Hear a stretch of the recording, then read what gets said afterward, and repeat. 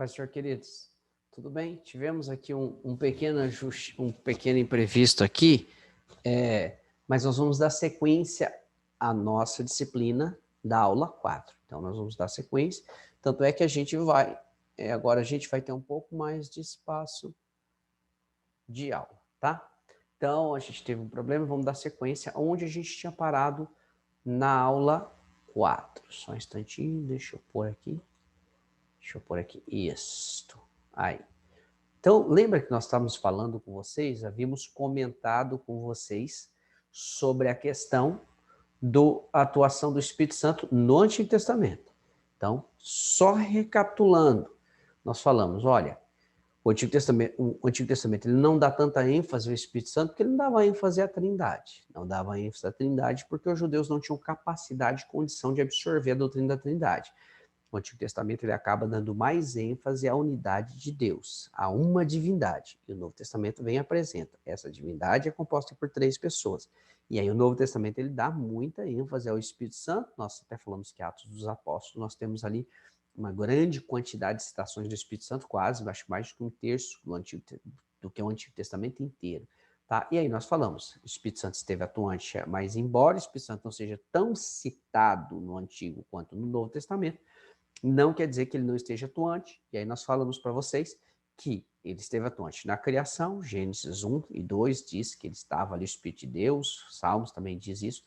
Nos dias de Noé. Aí nós paramos, interrompendo justamente quando estávamos abordando esse fato aqui envolvendo os dias de Noé.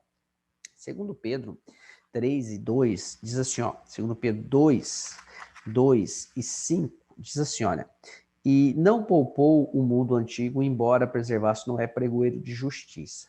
Então, segundo Pedro 2 e 5, diz que Noé era pregoeiro de justiça. Não era pregoeiro de justiça. Se ele era pregoeiro de justiça, então o Espírito Santo estava lá para convencer. Sim, João 16:8 diz que o Espírito ele é responsável pelo convencimento. Só que entendamos, esse convencimento não é forçar. Embora Noé pregasse, o Espírito Santo convencesse que Noé estivesse certo, não quer dizer que ele obrigasse as pessoas a aceitar a mensagem de Noé como hoje. O Espírito Santo convence o pecador dos seus erros, da sua situação, do seu estado pecaminoso, mas não o força e não o obriga a aceitar Jesus. Ele tem a independência de escolher seguir a Cristo ou não, tá? Mas é justamente isso que você tem que entender. Lembra que eu falei na aula passada que essa informação tem um viés escatológico muito interessante? Por quê, professor? Porque no arrebatamento da igreja, o Espírito Santo ele vai deixar de atuar como hoje, vai voltar a atuar nos moldes do Antigo Testamento. Ou seja, ele não vai habitar hoje sobre todo mundo e atuar sobre todo mundo, vai atuar como no Antigo Testamento, sobre alguns indivíduos seletos, tá? Sobre alguns indivíduos seletos, e seria as 2 testemunhas e outros indivíduos seletos, parte do remanescente, mas não sobre todos, alguns indivíduos seletos, 144 mil, acredita-se, tá? Mas não sobre todos, e vai estar convencendo. A atuação dele vai ser no convencimento aos moldes do Antigo Testamento, como nos dias de Noé. Vamos lá. No convencimento, ó, não contenderá o meu espírito para sempre com o homem. Deus disse, ó, meu espírito está aqui tentando convencê-lo, mas não adianta tentar contender com o homem para sempre, que vai ser inútil, tá?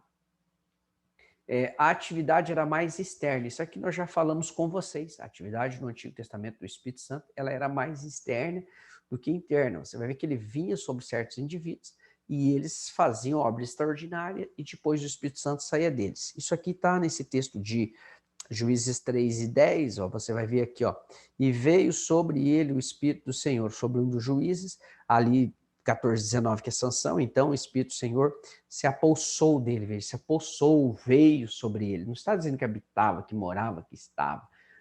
Davi fala de algo mais intenso na relação com o Espírito Santo, mas Davi era um homem que estava além da sua época.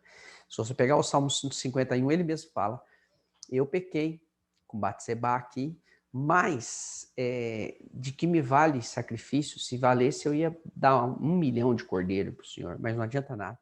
O Senhor prefere um coração arrependido do que sacrifício. Veja que ele estava além da sua época.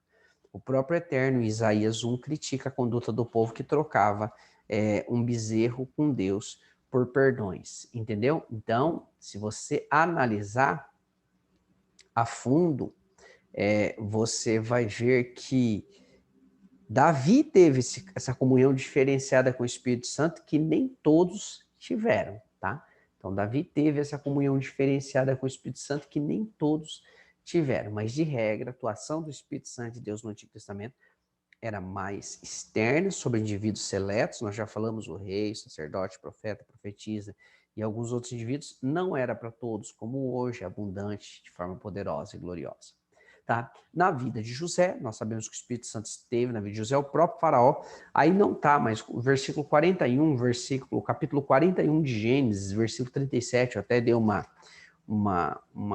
negritada aí, que não é negrito, né? Fala negrito, mas é uma intensificada no vermelho aí, só para você observar bem o que diz aqui, ó, em Gênesis 41, versículo 37, que diz assim, ó: este plano foi bom aos olhos de Faraó e todos e aos olhos de todos. Perguntou o Faraó, versículo 38, ó, Gênesis 41, 38. Pois Faraó aos seus oficiais: acaso acharíamos um homem como este, a quem age o Espírito de Deus? Então o próprio Faraó reconheceu que o Espírito de Deus estava sobre a vida do José, lhe dando sabedoria. Nós temos aqui na vida do Moisés também, o Espírito Santo é descrito como atuando na vida do Moisés, ó. De uma situação de crise sempre se levanta um líder e o Espírito Santo esteve atuando aqui, ó. Isaías 63, versículo 11 na linguagem de hoje, a parte final do versículo diz assim, ó: onde está aquele que pôs o seu Espírito em Moisés? Então o Espírito Santo esteve atuante na vida do Moisés, na vida do José, na vida do José, na vida do Noé, também na liderança dos 70 anciãos. Quando Moisés distribui ali, delega autoridade, o Espírito de Deus foi tirado e depositado sobre eles para que eles pudessem realizar a obra de Deus. Então você vê o Espírito de Deus atuando também sobre a vida dos 70. Na vida de Bezaliel, o que é interessante na vida de Bezaliel, quem era Bezaliel? Era um dos artífices ali, aí, Aholiabe e Bezaliel eram os artífices do tabernáculo, tá? Construir os objetos, utensílios ali do tabernáculo. E diz assim, ó: eis que, tá em vermelho aí, chamei pelo nome a Bezaliel e o enchi do Espírito de Deus, de habilidade, de inteligência e de conhecimento em todo o artifício. Alguém fala assim, mas era só para construir objetos, utensílios do templo? Isso aí qualquer um faz. Só que a gente tem que entender. Esses objetos e utensílios do templo, eles tinham representação espiritual extraordinária. Era como se fosse uma réplica de figuras espirituais e celestes. Então, não era qualquer um que iria construir, não é uma coisa da ideia do camarada, tinha que haver uma inspiração sobre a vida dele para que ele pudesse construir os utensílios do tabernáculo. Olha o que diz aqui, ó, Hebreus 8, versículo 5. Ó. Eles servem num santuário que é figura e sombra das coisas celestes. Então, santuário, tabernáculo, os utensílios, os objetos que foram construídos por Bezaliel aí, eram figura de coisa celeste, não era coisa da cabeça dele. E diz assim, ó, é por isso que Moisés, Hebreus 8:5, ó, foi divinamente avisado quando estava para construir o tabernáculo. Vê que faça tudo conforme o modelo que te foi mostrado no monte. Atende o modelo porque tem representação espiritual. Hebreus 10:1 diz que é figura das verdades espirituais. Então, não era qualquer coisa. Por isso que o Espírito de Deus teve que vir sobre a vida de Bezaliel aí, para que ele pudesse construir os utensílios, os objetos ali do tabernáculo, tá? Então tinha uma verdade espiritual muito grande. Na vida de Josué, que é o sucessor de Moisés, então aqui a gente já faz aquela transição, né? Sai do período dos patriarcas, já passa para o período dos juízes ali, né?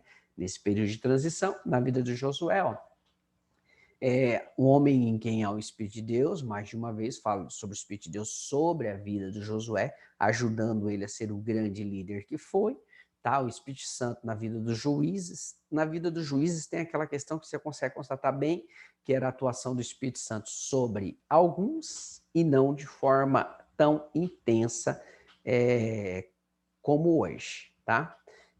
Então, assim, o Espírito Santo vinha sobre a vida de alguns indivíduos, não sobre a vida de todos os indivíduos, sobre a vida de alguns indivíduos de forma externa e não de forma tão intensa como hoje.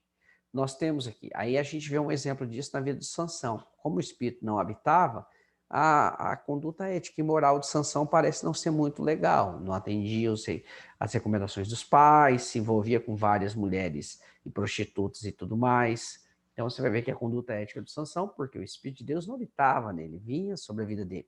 Você vai ver que os juízes não eram padrão de ética e moral, não. Como assim, professor? Sansão, você vai ver que ele se envolve em vários problemas éticos e morais de conduta.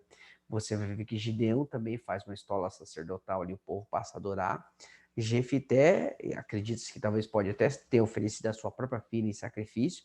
O José entende que sim, que o sacrifício ele não foi deixar ela servindo no templo, porque era um problema. Como que ela ia servir no templo se não se aceitava a sacerdotisa no templo? Porque era um costume pagão. Então, assim, há quem entenda que não teria como deixar ela, porque não se aceitava mulheres no templo, justamente por conta dessa questão da prostituição cultual que havia. O paganismo tinha prostitutas cultuais. Deuteronômio 23, 17, 18, onde as pessoas iam lá, ofereciam sacrifício pagão e tinham relação sexual com a sacerdotisa. Isso não podia ocorrer no templo, então não tinha mulheres oficiando no templo até onde a gente saiba. Entendeu? Havia uma vedação por conta disso, para não dar essa impressão que ali haveria prostituição cultural como no paganismo. Então, o entendimento até José chega a sugerir que ele ofereceu sua filha em sacrifício humano, embora José cite e frise com todas as letras. Deus não exigisse e Deus não aceitou esse sacrifício dele. Foi responsabilidade dele. Tá? Vamos lá. O Espírito Santo sobre os reis de Israel, você vê que os reis de Israel eles eram escolhidos, selecionados, ungidos, e o Espírito Santo vinha sobre eles. Isso aconteceu com Saul. O Espírito do Senhor se apossará de ti. Aconteceu com Saul? Sim. Aconteceu com Davi também. Você vai ver quando Davi é ungido ali, Salmos 16, 1 Samuel 16, 13. Davi é ungido, o Espírito de Deus veio sobre a vida de Davi. E no 14 você vai ver que ele se retira do Saul. O Espírito Santo sobre a vida dos profetas, de forma intensa também, sobre a vida dos profetas. Você vai ver aqui, ó, nesse fato envolvendo aqui o profeta Eliseu. Esse fato aqui envolvendo o profeta Eliseu, ele é muito interessante, porque você vai ver que é uma manifestação da palavra, do dom de palavra, do conhecimento. Como assim, professor? Uma manifestação da palavra do dom do conhecimento. Palavra, uma manifestação do dom de palavra de conhecimento. Você vai ver que havia guerra entre Síria e Israel, e o rei da Síria armava uma emboscada e nunca conseguia pegar o rei de Israel, porque o rei de Israel se desviava. Ele chama os seus oficiais e fala, peraí, quem que está dedurando lá para Israel onde eu armo emboscada? E um dos seus oficiais, parece-nos, talvez poderia ser Naamã, né? E talvez ele estivesse pressionando também com a intenção de pegar justamente o Naamã, parece-nos, né? A gente não consegue provar, mas parece-nos. Um dos seus oficiais adianta e fala assim, olha, tem um homem lá que fala o que você pensa, que o que você fala na sua câmara de dormir, lá no seu quarto. E ele sabe o que você, as palavras que você fala no seu quarto, que eu não sei, ninguém sabe. Deus revela para ele. E esse homem que recebe essa revelação de Deus vai lá e fala para o rei. Então você vai ver o quê? Palavra do conhecimento. O próprio oficial do rei sírio reconheceu que tinha um profeta lá em Israel que tinha esse dom extraordinário de palavra do conhecimento, que é saber um fato que não se esteve presente. A gente vai trabalhar isso mais à frente nos dons espirituais, chamada palavra da ciência. A gente vai trabalhar com vocês quando a gente estudar dons de revelação. Amém? Queridos, Deus abençoe a sua vida, Deus abençoe o seu dia. Essa disciplina, essa quarta aula, a gente vai ter ela em 2 módulos, tá? A gente vai ter primeiro bloco, teve aquela interrupção, depois a gente vai dar sequência nessa videoaula. Deus abençoe. Fique na paz do Senhor Jesus.